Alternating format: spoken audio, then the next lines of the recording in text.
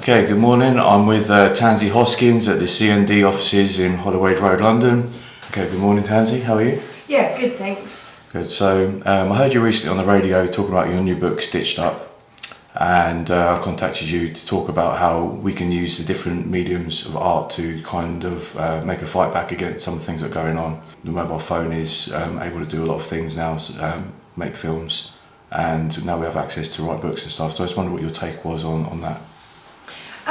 Well, I think definitely the world has changed in terms of how we communicate. I mean, things happening on the other side of the world are kind of immediately available as news on this side of the world, and I think activists all over the world are a lot more linked up, and you're able to support people in different ways, in other countries.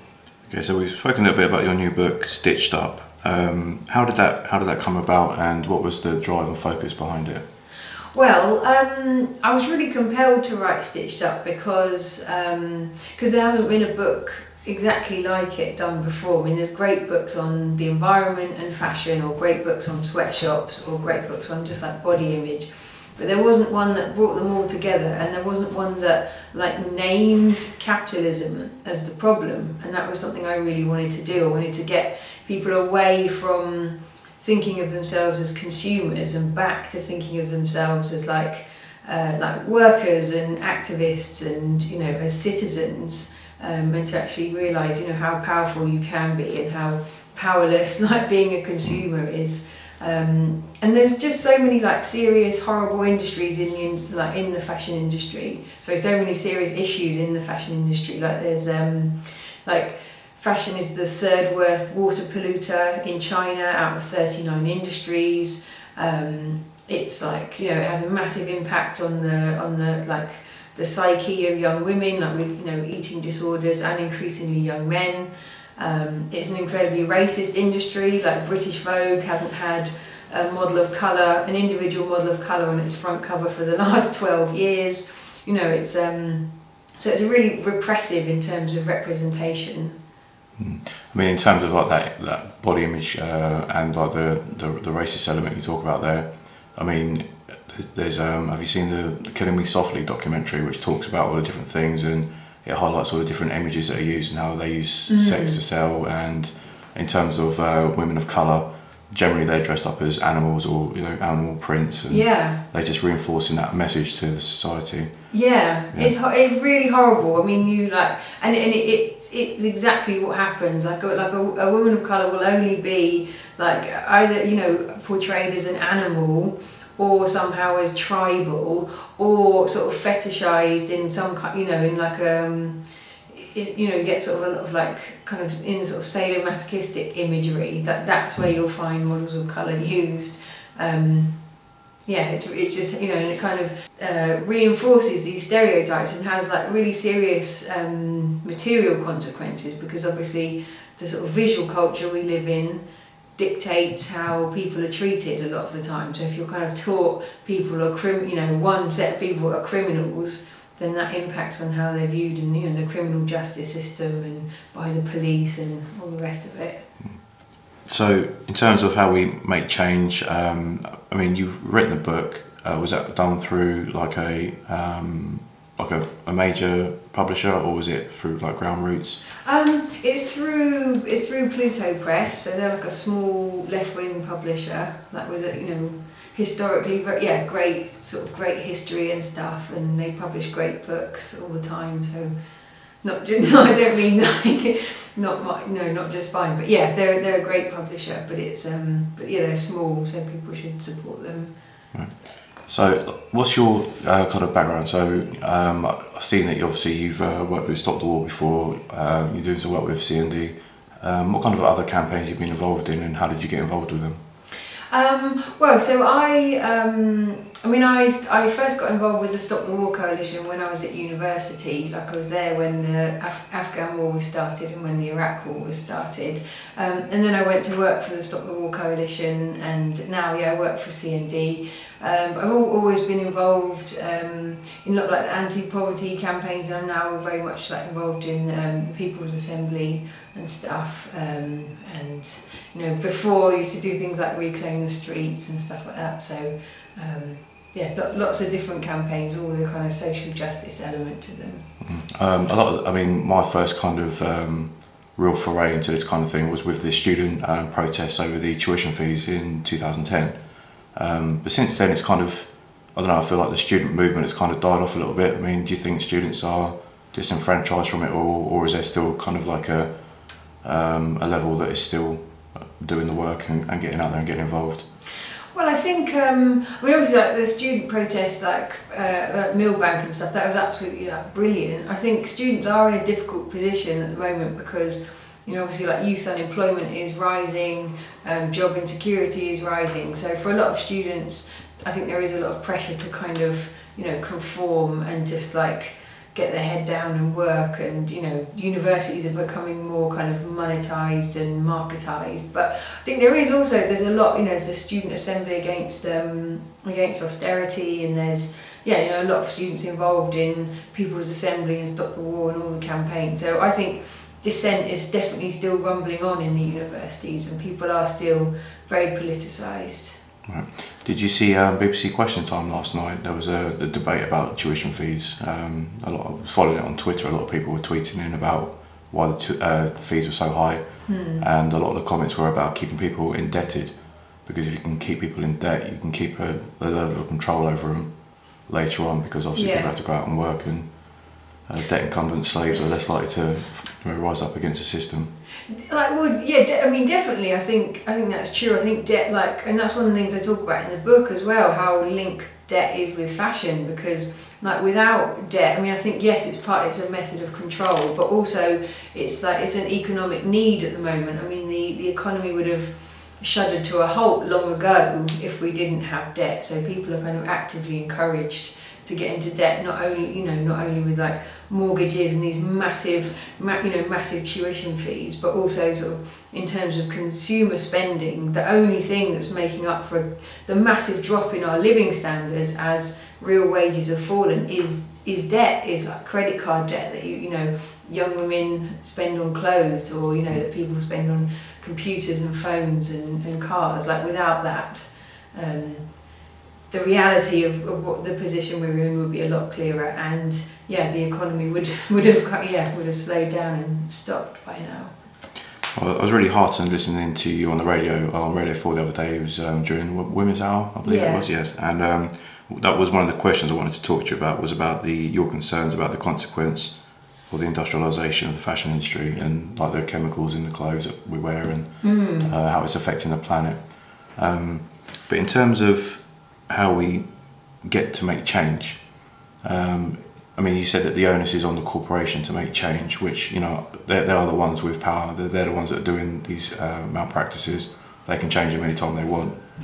But what would be their incentive to do it without kind of pressure from people, from workers?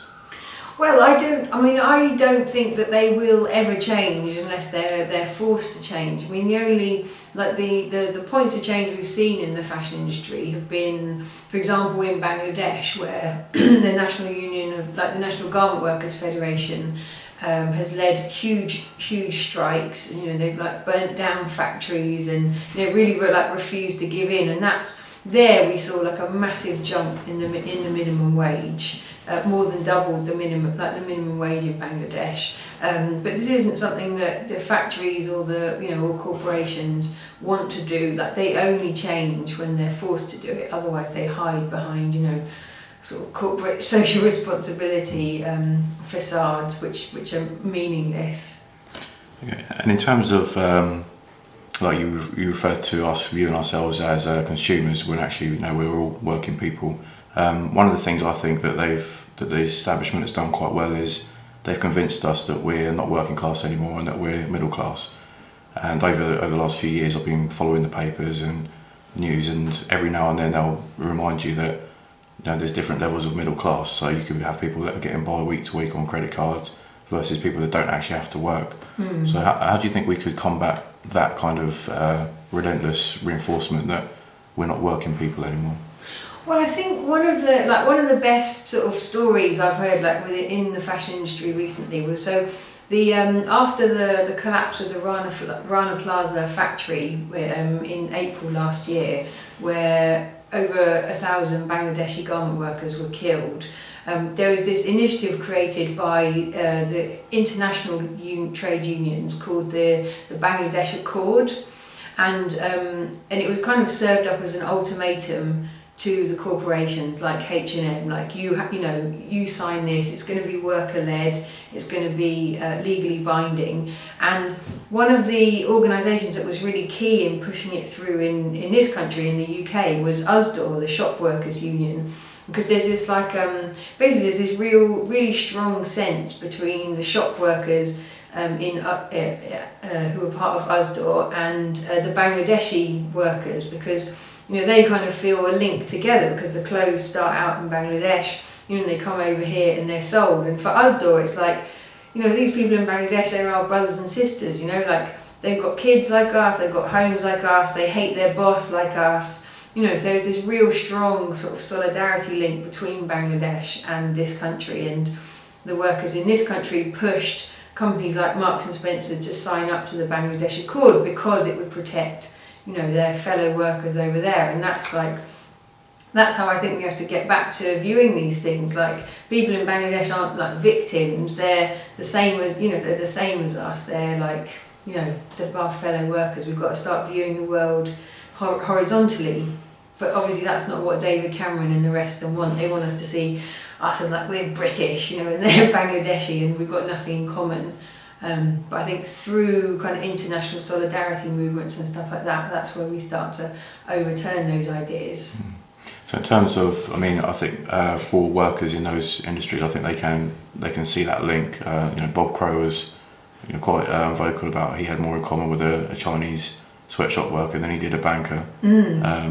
Definitely, and just to say, the Bangladeshis feel that very strongly as well. Like, they don't see international solidarity as just aid coming from north to south. Like, when we have demos here, like they have demos there, they call a protest. When we have our big trade union demos, they do a demo there and march to the British High Commission and hand in a letter saying, to the British High Commission saying, treat your workers better. So, I find that's really positive. Do you think it's been a tactic of the fashion industry and corporations in general to try and string out that production line to remove the empathy between the person in the shop who's buying a shirt or a dress from the person that's actually, in some horrible working conditions making it? So the consumer can't put the link together. Yeah, I think there's a really deliberate kind of drive to separate consumers from workers, and to kind of completely hide the manufacturing process. So you don't even really understand what you're wearing. You don't understand the materials that have gone into it, and the chemicals that have gone into it, and the labour that's gone into it. All of that is completely hidden. Partly that's so that they can drive the prices up and charge you a ridiculous amount for clothes that they've made for like a couple of pounds. But partly it's just so you stop thinking about these things, and you stop seeing yourselves as someone who's linked to all these different processes all around the world. Just finally, on your Radio 4 interview, one of the things I thought was really good was the way you conducted yourself over the questions about, why aren't you wearing, basically they're asking why aren't you wearing fig leaves. They seem to think that if you have something to say about an issue, then we should be walking around naked, or so why do you think it is these people, and particularly in the mainstream media, focus heavily on trying to undermine someone who's trying to promote good ideas and suggest a different way of doing things? Well, I think everyone, no matter what background or wherever you come from, the people in charge of society are going to attack you, no matter what background you come from. Jack Monroe gets attacked for one side, I'll get attacked from other side. But I never try to pretend that I'm outside of capitalism. I see myself very much in here. I don't pretend my clothes are from somewhere else. I don't pretend that I can dress in a way that makes me separate from capitalism or separate from the fashion industry. I'm not looking for individual solutions to the problems we face, and I'm not looking for an individual level of comfort. Like, I'm not looking to feel good about the clothes that I wear, because I know where they come from, and it's not enough for me that I wear something, organic cotton whilst the rest of the planet's being smashed, or I wear something that's come from a cooperative whilst, 30 million garment workers are being treated, in the most abhorrent fashion. So I think it does anger people that I am not giving the sort of normal, just change your consumption habits and you'll be different view, but that I'm actually kind of trying to challenge things collectively and systemically. Well, does that make sense? Yeah, that's something. I tweeted you after the radio interview, and it's part of the toolkit. It's all very well saying you need to change your consumer ways, but that's only part of the process, and it's a more collective, wider issue than just you can only do what you can do. Exactly, and we didn't set out to try and stop the war in Iraq by thinking, let's boycott BP or whatever, or we don't try and I don't know, the suffragettes didn't try and get the votes for women by boycotting any stuff, and Martin Luther King, trying to get civil rights and stuff. Boycotting can be a single tactic, but it's not no one else uses it as a solution for changing the world. It's only within the fashion industry and some parts of sort of climate campaigns that people think you can boycott your way to a better world or just change your individual consumption habits. And it's nonsense. It's letting the corporations get away scot-free and just stopping talking about capitalism, which ultimately is the problem. And I guess it would be remiss of me not to ask you any questions about CND as we're in the offices here today. Why nuclear weapons? Why are we spending? How much are we spending on nuclear weapons in this country, and why are we spending it on that when we could be using it to solve the social ills?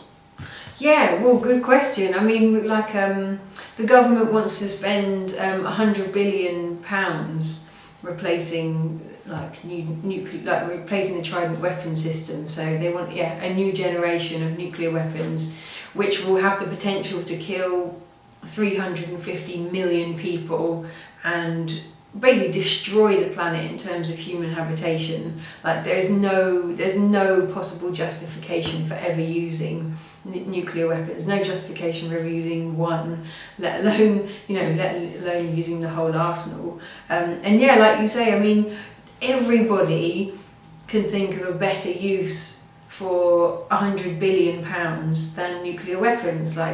You could have 180,000 new jobs in construction, tens of thousands of new homes, tens of thousands of new nurses or teachers, employment posts, everyone can think of something, make the transition into a carbon, free economy, anything would be better than nuclear weapons. And finally, what's next for Tansy Hoskins? Well, I want to. I mean, I wrote Stitched Up not just to be a book, but to be a sort of a tool for people. So I'm now trying to get out there and sort of spread the ideas more. I've been doing meetings all around the country and stuff, and we've got quite a few of those coming up. Just to try and shift the way people think about themselves. And also we've got with the anniversary of Rana Plaza is coming up on the 24th, so I'm working with War on Want and Labour Behind the Label, and we're going to be protesting at Gap stores around the country because Gap won't even sign the Bangladesh Accord, so we're trying to hold them to account. Is there anything we can do to help you? Then if you let us know, and we'll try and do what we can. But thank you for your time, Tansy, and Cool. Good luck in your future ventures. Thank you.